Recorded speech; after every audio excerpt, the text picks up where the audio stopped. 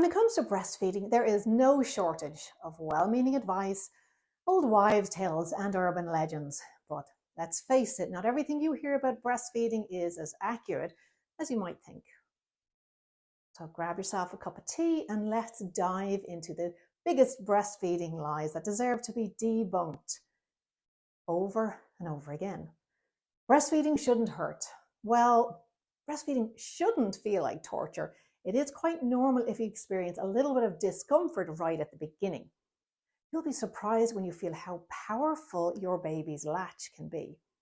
The initial latch can be a learning curve for both you and your baby, especially if you've only been taught to sit up and you're going old school. Vintage everything is all in right now, but vintage breastfeeding education never is.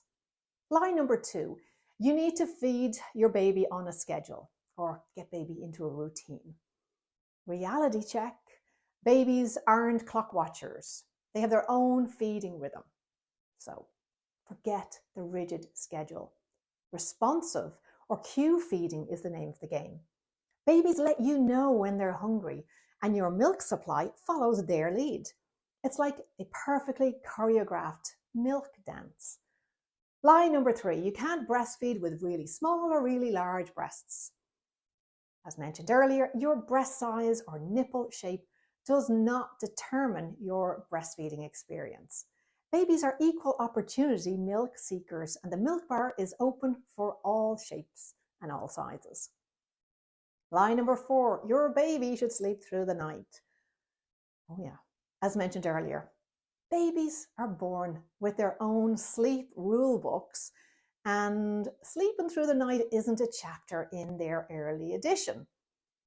Frequent nighttime feedings are a reality, and they play a vital role in their growth and development. Lie number 5, you're not milking enough milk if your breasts feel empty. The empty milk jug analogy just doesn't quite apply here. Even after a long day of cluster feeding on the couch, rest assured your breasts are not running on empty. Lie number 6, you must eat like a saint to produce enough milk. Reality check.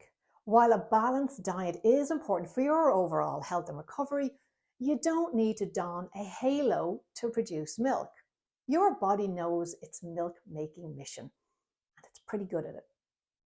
But I usually suggest moms continue with the prenatal vitamin through the first 3 months of postpartum, just while you're initially recovering.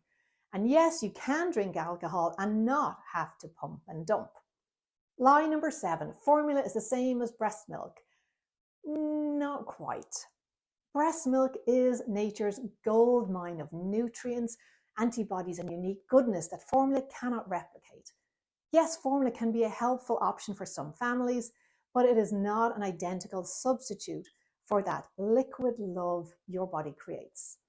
Lie number 8, wanting to breastfeed is enough. Look, plan all you want. If you haven't taken a comprehensive evidence-based breastfeeding class, you're setting yourself up for failure.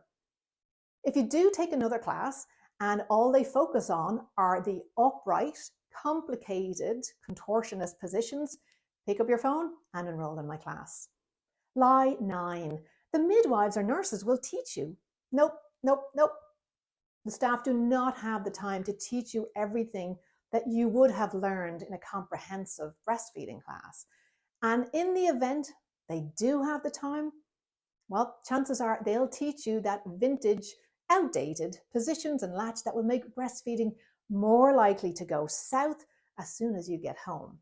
Look, you can barely remember your name in those first few hours after birth. We want to make it easy. Lie number 10, the biggest lie of all, that you're a bad mom for not wanting to breastfeed, for supplementing with formula, or stopping breastfeeding, or even pumping. If you do decide to stop breastfeeding and you had really wanted it, it can affect your mental health and your well-being. Some women experience a phenomenon known as breastfeeding grief. My class on the meditations will be a nurturing support for you as you offer yourself grace and compassion with the strategies of the Mindful Breastfeeding program.